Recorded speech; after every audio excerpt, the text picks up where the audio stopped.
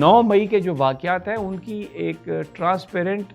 اور شفاف انداز میں اس کی انویسٹیگیشن کرنا ضروری ہے، کیونکہ ابھی تک کوئی انویسٹیگیشن نہیں ہوئی اور بس یہ ازیوم کر لیا اور کہہ دیا گیا اور پکڑ کر پی ٹی آئی کے لوگوں کو they were taken to the task، فوجی عدالتیں یہ وہ، ابھی تک بیچاری کچھ خواتین موجود ہیں اور ان کو بڑی ایک حیرت کی بات ہے کہ ایک وقت میں وہ سرگودا میں بھی وائلنس کروا رہی ہیں، لاہور میں بھی کروا رہی ہیں، پنڈی میں بھی کروا رہی ہیں۔ سائفر کیس میں جو ریلیف عمران خان صاحب لینا چاہ رہے ہیں اور وہ تھوڑا اب تاخیر کا شکار ہو گیا۔ بسم اللہ الرحمن الرحیم، السلام علیکم، میں سمی ابراہیم ہوں، آپ ہمارا یوٹیوب اور فیس بک چینل دیکھ رہے ہیں۔ پورے پاکستان میں وکلاء کی آج ہڑتال ہے، کیونکہ کل لاہور ہائی کورٹ کے سامنے وکلاء پر جو تشدد ہوا تھا اور پھر خاص طور پر وکلاء رہنما بھی اس میں زخمی ہوئے تھے اور ان کو بھی اچھی خاصی ان کی ٹھکائی ہوئی تھی۔ اس میں پاکستان بار کونسل کے وائس چیئرمین احسن بھون بھی شامل ہیں، اگرچہ ان کا تعلق حکومتی پارٹی سے ہے کیونکہ وہ اعظم نذیر تارڑ صاحب کا گروپ ہیں جو کہ اس وقت وفاقی وزیر ہیں، لیکن بہرحال کل پولیس نے خوب ٹھکائی کی اور آج ہڑتال تھی۔ ہڑتال کو کامیاب بنانے کے لیے جو مختلف بارز میں، خاص طور پر ہم نے دیکھا کہ اسلام آباد میں ہائی کورٹ بار کے صدر خود جو عدالتوں کی طرف کوریڈور جاتا ہے وہاں پر کھڑے تھے اور وکیلوں کو روک رہے تھے۔ پھر اس کے بعد مختلف جو وکیلوں کے گروپ ہیں، ٹیمز ہیں جو ترتیب دی گئی تھیں، وہ مختلف جو کورٹ روم ہیں ان میں جا کر یہ انشور کر رہی تھی کہ کوئی وکیل وہاں پر نہ ہو۔ اس سے وہ کلائنٹس کو جو ہے وہ خاصا نقصان بھی پہنچا۔ اور ایک جو امیڈیٹ اور چیز جو ہوئی اس کو میں آپ پہ چھوڑتا ہوں کہ آپ اس کو کس طرح سے دیکھتے ہیں۔ آج سائفر کیس تھا، عمران خان صاحب کی جو اپیل ہے، جسٹس عامر فاروق اور جسٹس گل حسن اورنگزیب اس کو سن رہے تھے، تو آج کچھ لوگوں کا خیال تھا کہ آج ایف آئی اے پروسیکیوٹر کے آرگیومنٹ مکمل ہو جانے تھے، کچھ کا خیال ہے کہ نہیں۔ تو بعض لوگوں کی یہ خیال تھا کہ آج ججمنٹ جو ہے اس پہ ریزرو ہو سکتی تھی، لیکن اب یہ معاملہ بھی اگلے ہفتے تک چلا گیا۔ تو بہرحال ایک اس کا امپیکٹ جو ہے وہ سائفر کیس میں جو ریلیف عمران خان صاحب لینا چاہ رہے ہیں اور وہ تھوڑا اب تاخیر کا شکار ہو گیا، اگلے ہفتے تک وہ معاملہ چلا گیا۔ اور اب ہڑتال کب تک جاری رہتی ہے یہ ابھی پتہ نہیں ہے، لیکن اس وقت جو ایک یونٹی نظر آئی ہے وکلاء میں، تو لیٹ سی کہ آگے مزید یہ جو آئین کی بحالی کی جنگ ہے کیا اس میں بھی اسی طرح یونٹی رہتی ہے یا اس کے پس پردہ کچھ اور مقاصد ہیں۔ دوسرا بڑی خبر، لارجر بینچ بنا دیے گئے ہیں اسلام آباد ہائی کورٹ میں، جو توہین عدالت کے معاملات پر سماعت کرے گا۔ جو 2 ججز ہیں، جسٹس محسن اختر کیانی سینئر جج ہیں اسلام آباد ہائی کورٹ کے، اور جسٹس بابر ستار، انہوں نے خط لکھے تھے چیف جسٹس صاحب کو کہ اس پہ توہین عدالت کی کارروائی ہونی چاہیے، کیونکہ ان کے خلاف ایک سوشل میڈیا پر کیمپین چلائی گئی، مختلف الزامات لگائے گئے جو ان ججز کے مطابق غلط ہیں، اور یہ ان کو ایک طرح سے پریشر کرنے کی کوشش ہے، ان پر دباؤ ڈالنے کی کوشش ہے، کیونکہ انہوں نے خط لکھا، انہوں نے ایگزیکٹو اور ایجنسیوں کے کردار کو ہائی لائٹ کیا اور بتایا کہ کس طریقے سے عدالتوں پر اس وقت دباؤ ہے۔ اور پھر جو مختلف ہائی کورٹس ہیں پاکستان کی، چاروں ہائی کورٹس نے یہ لکھا کہ ججز کو دبانے کا، ان کو ہراساں کرنے کا جو فنامنا ہے یہ ابھی تک جاری ہے اور یہ کوئی ڈھکی چھپی بات نہیں۔ تو اب اسلام آباد ہائی کورٹ میں 2 لارجر بینچ بنا دیے گئے ہیں، اور جو درخواست جو خط لکھا تھا جسٹس بابر ستار نے، اس پر 3 ممبر بینچ جو ہے وہ بنایا گیا ہے، اور جسٹس محسن اختر کیانی اس کو ہیڈ کریں گے بینچ کو۔ اس میں جسٹس طارق محمود جہانگیری اور جسٹس اعجاز اسحاق شامل ہیں۔ اور جو جسٹس محسن اختر کیانی جو سینئر پیونے جج ہیں اسلام آباد ہائی کورٹ کے، ان کا جو لیٹر تھا چیف جسٹس صاحب کو کہ کارروائی کی جائے توہین عدالت کی اور انویسٹیگیشن کی جائے کہ اس پوری کیمپین کے پیچھے کون ہے،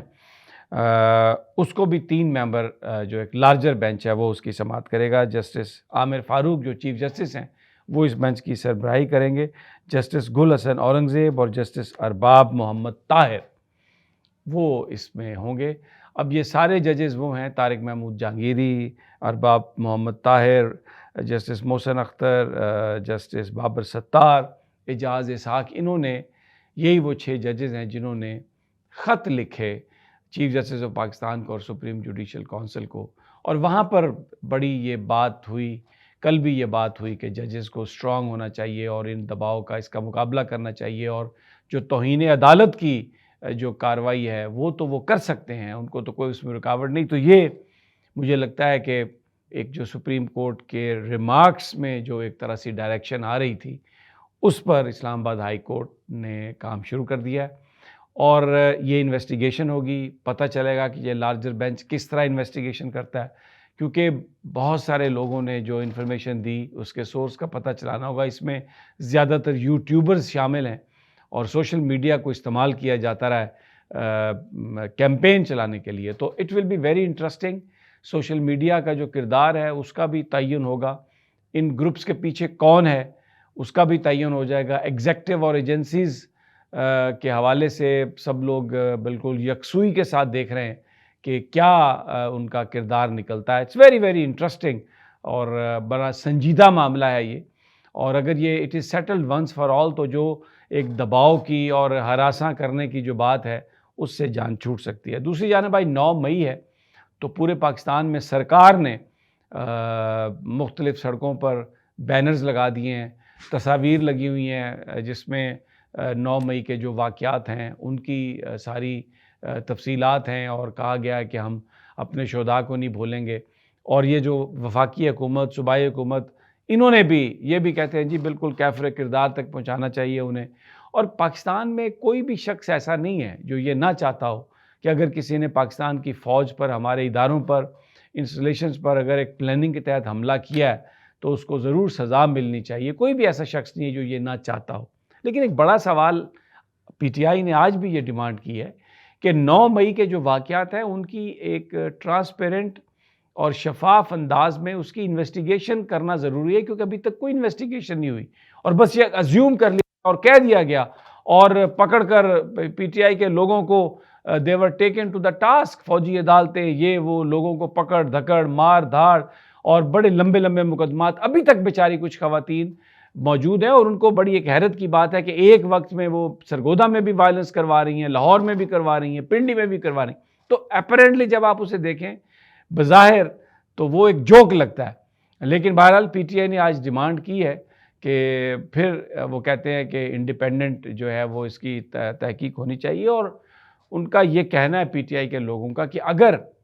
اس بات کی تحقیق ہونی چاہیے کہ عمران خان کو کیوں اسلام آباد ہائی کورٹ کی بلڈنگ میں شیشے اور دروازے توڑ کر گرفتار کیا گیا، جبکہ وہ وہاں پر سرنڈر کرنے گئے تھے، ضمانت لینے گئے تھے، اپنے آپ کو عدالت میں پیش کر رہے تھے،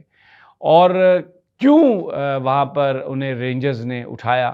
اس کی کیا وجہ تھی؟ کیونکہ اسی گرفتاری کی وجہ سے پورے پاکستان میں احتجاج ہوا، اور لوگ یہ بھی سوال کرتے ہیں کہ اس دن لاہور ہائی کورٹ نے کیوں نہیں کہا کہ عمران خان کو بھی پیش کیا جائے، کیونکہ عدالت کے اندر سے کسی کو احاطے کے اندر سے اٹھانا عدالت کے اندر اٹھانے کے مترادف ہے، اور یہی بات پاکستان کی سپریم کورٹ نے دوسرے دن جب عمران خان صاحب کو بلایا تو یہی کہا کہ ان کو احاطہ عدالت سے گرفتار کرنے کا مطلب یہ ہے کہ عدالت سے گرفتار کیا گیا۔ تو جن لوگوں نے عدالت سے گرفتار کیا اور عدالت کا جو تقدس تھا، جو احترام تھا، اس کو ہوا میں اڑا دیا، تو ان کے خلاف کیا ہوا؟ کیا کوئی کارروائی ہوئی؟ پی ٹی آئی یہ سوال کر رہی ہے۔ بہرحال آج کا دن ایک چیز پولیٹیکل سٹینسز جو بھی ہوں، لیکن بہرحال اس پر ہم سب متفق ہیں کہ ہماری افواج ہمارا ادارہ ہے اور ہماری لائن آف ڈیفنس ہیں، اور ان کی عزت تکریم ہم پر فرض ہے، اور ان پر جو حملہ ہے وہ نامناسب ہے۔ اور میں نے دیکھا سپریم کورٹ میں عمران خان صاحب نے بھی اس کی مذمت کی، اور ابھی بھی عمران خان ہمیشہ کہتے ہیں کہ ہمیں پہلے سے زیادہ اسٹرانگ فوج چاہیے، اور اداروں کے حوالے سے کبھی بھی انہوں نے ہمیشہ ڈینائی کیا ہے کہ انہوں نے کبھی اس طرح کی کوئی نہ انسٹرکشن دی ہے، نہ ہی کوئی اس طرح کی پلاننگ تھی، بلکہ وہ خود کہتے ہیں کہ اس کی انویسٹیگیشن ہونی چاہیے، اور جو اس میں ملوث ہیں ان کو سخت سزا ملنی چاہیے۔ اگلی ویڈیو تک اجازت، اللہ نے